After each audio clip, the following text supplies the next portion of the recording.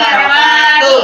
Selamat siang, salam sejahtera dan Siapa nih yang ngomong? Gua aja lah. Assalamualaikum warahmatullahi wabarakatuh. Selamat siang, salam sejahtera dan salam semangat untuk kita semua. Jadi berdirinya kami di hari yang cerah ini untuk mempresentasikan hasil praktikum fisika yang mengungkapkan misteri bangku terbang. Sebelumnya perkenalkan kami dari kelompok 3 yang terdiri dari saya, yaitu Evelyn sebagai moderator, dan di sini ada teman-teman sekelompok saya. Saya Stefan Fernando sebagai pemateri 1. Saya Aisyah Sosiani, pemateri 2. Dan saya Dadi sebagai pemateri 3. Saya Ahmad Rawedi sebagai pemeraga.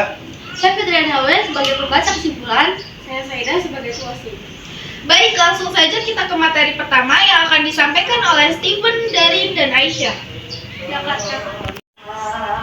Baik, percobaan ini menunjukkan cara kerja motor listrik DC sederhana serta bagaimana putaran motor menghasilkan gerak melingkar keras sentripetal dan energi kinetik pada benda yang digantung di sekelilingnya kursi mini.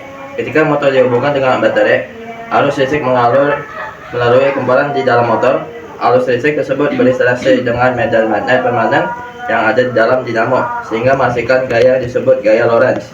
Gaya Lorentz inilah yang menyebabkan motor atau polos motor berputar. Semakin besar tegangan atau arus listrik dan mengalir, semakin besar pula kecepatan putaran motor. Nah, prinsip kerja motor listrik ini mengikuti hukum Ampere dan hukum Lorentz. Nah, jadi apa sih itu hukum Lorentz? Nah, hukum Lorentz itu menyatakan bahwa sebuah kawat atau muatan listrik yang bergerak di suatu medan magnet akan mengalami gaya yang besarnya sebanding dengan arus listrik dan kuat medan magnet, serta arahnya tegak lurus terhadap arah arus dan medan magnet. Untuk rumus umum gaya Lorentz pada kawat berarus yaitu F sama dengan B dikali I dikali L dikali sin theta. Nah, untuk F adalah gaya Lorentz, B adalah medan magnet, I adalah arus listrik, L adalah panjang kawat, dan theta adalah sudut.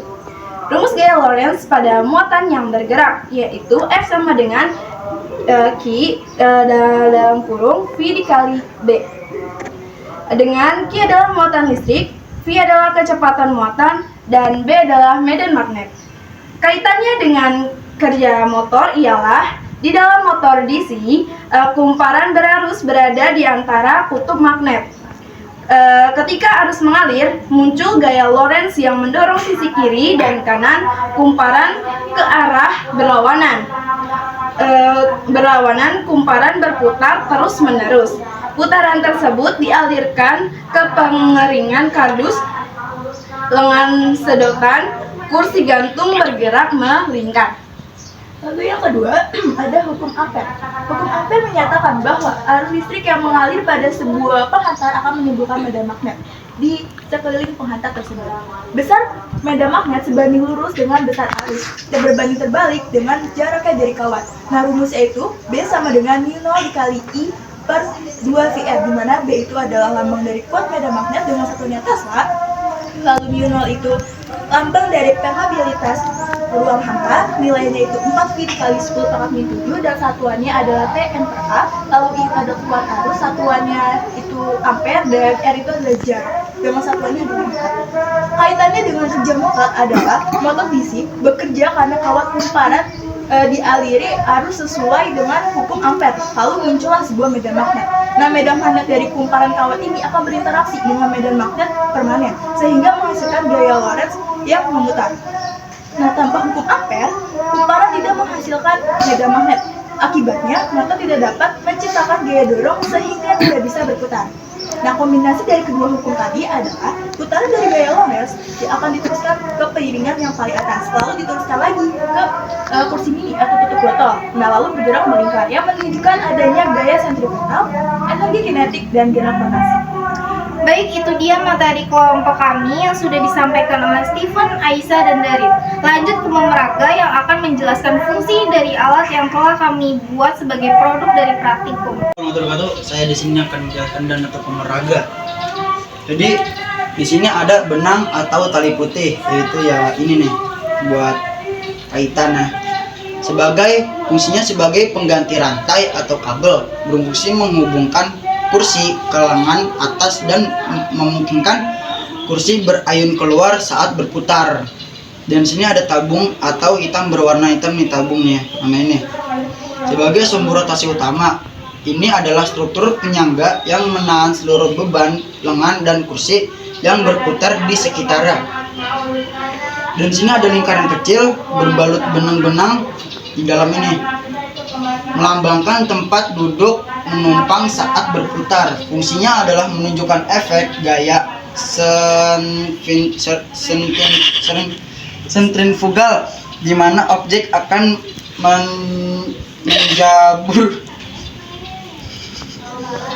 menjauhi pusat rotasi. Dan sini ada papan atau kardus hitam nih di atas untuk memberikan stabilitas pada seluruh model, memastikan tiang pusat berdiri tegak dan tidak mudah jatuh saat motor berputar dan bergetar. Dan baterai AA atau jenis nih baterai ABC sebagai sumber energi listrik. Fungsinya untuk menggerakkan motor yang tersembunyi atau terhubung lengan pusat di dalam sini nih, di bulatan ini. Jadi ada dinamo yang berputar biar makanya kasih baterai biar bergerak. Di sini ada motor listrik, komponen utama yang menciptakan gerakan, mengubah energi listrik dan baterai menjadi gerakan rotasi mekanik pada tiap pusat. Dan penjelasan dari saya, terima kasih. Nah, baik, lanjut untuk pemaparan kesimpulan terkait praktikum kami dan sedikit motivasi untuk kita semua yang akan disampaikan oleh Fitri. Baik, secara kesimpulan yaitu percobaan ini menunjukkan bahwa perubahan energi listrik menjadi energi mekanik pada motor listrik bekerja berdasarkan prinsip medan magnet dan arus listrik, menghasilkan gerak melingkar seperti mini ontang-anting. Meski tempat menghadapi kendala seperti kabel lepas, motor ini berputar dan kursi tidak seimbang. Melalui ketelitian dan kerjasama alat, akhirnya dapat berfungsi dengan baik. Dan proses ini memberikan kami pengalaman secara kerja elektromagnetisme serta pentingnya memperbaiki masalah secara bertahap.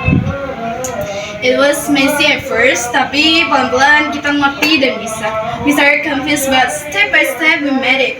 A reminder that nothing is too hard when you keep going, and hard work always pays off.